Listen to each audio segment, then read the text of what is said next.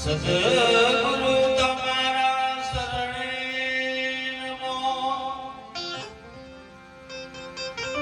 માગો પ્રેમ પ્રસાદ,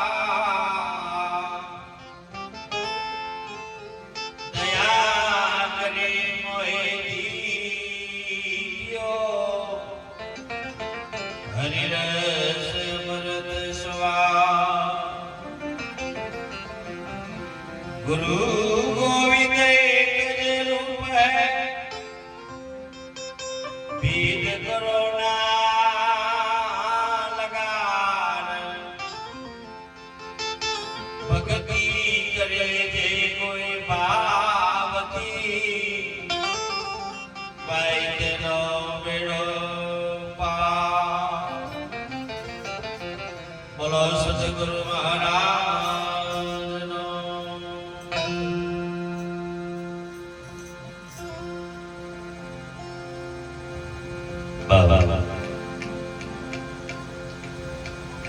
આજનો પવિત્ર અને પાવન પ્રસંગ એવી કિલોદની પાવન ભૂમિમાં પરમ પૂજ્ય પરમ આદરણીય એવા સદગુરુ શ્રી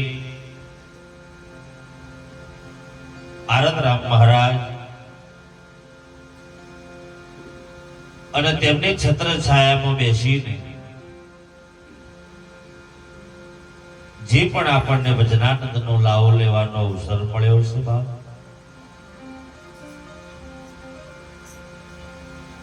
આજના અવસરમાં સંતોએ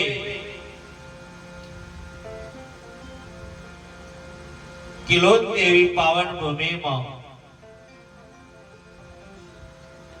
સર્વે સંતો ભક્તોને તેડાઈને ભોજન ભજન અને સત્સંગનો લાભ લેવરાયો છે, તે બદલ એમને તાલીથી બધા વધાઈ લઈએ.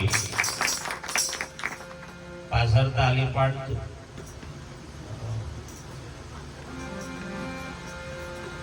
જેને ખવડાયું એના નોમની ખાલી તાલી પાડશો ને તોય બહુ થઈ.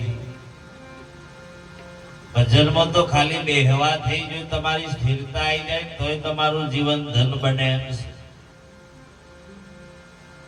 બીજું કોઈ ના કરીએ તો કઈ નહીં, પણ સાહેબ રામ નામની જ તાલી પાડીશ ને એ તાલીમાં જો તમારું જો સાહેબ ભાવ હોય તો એ ભજન ભવપાર તારે એવું છે. અને કિશોરરામ મહારાજ તમે જો 1 મહિના અગાઉની તારીખ સંતોને વાય વાય બધાને પણ કહેતા ફરતા એ ભાવ આજે પ્રગટ થયો છે. વિચાર કરો કેટલા દિવસની મહેનત, આજે આ ભાવ પ્રગટ. મહેનત એટલે પોતાના અંદરની ઉર્મી.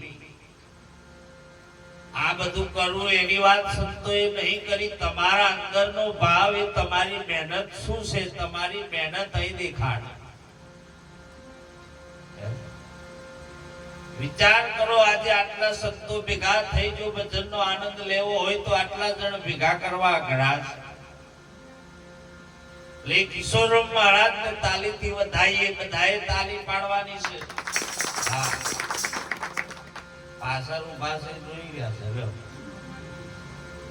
આગળ વાળા ઉચ્ચક નહીં હો ભાઈ, બધાએ ઉચ્ચક માં આયા હોય એમ રહેજો. આ રોજ મેં રહેતા હોય તો રોજ મેં રહો, પણ હખણા જીવન તમને ને મને મળ્યું છે. આ જગ્યા ઉપર ભજન નહીં થયું એવું નહીં, થાય જ છે. પણ જો ભાવ છે ને એ ભજન કોક અલગ થાય. આ ભજન કોઈ બીજાના માટે નથી, પોતાના માટેનું ભજન છે. આ પોતાના જીવનને સાર્થક બનાવવા માટેનો જો કોઈ અવસર હોય તો એક આ ભજન છે. આમાં જે ડૂબકી મારી ગયો એનું જીવન સાહેબ ધન બને. અને સાહેબ આયા પછી જો અવગુણ ગઈ જતો રહ્યો તે પાપનો અધિકારી બને એમ છે. કોનાથી બગાડવું મારે, કોનાથી સાહેબ બગાડવું? જીવન મળ્યું છે હરિભજવાનું, મારે કોનાથી બગાડવું?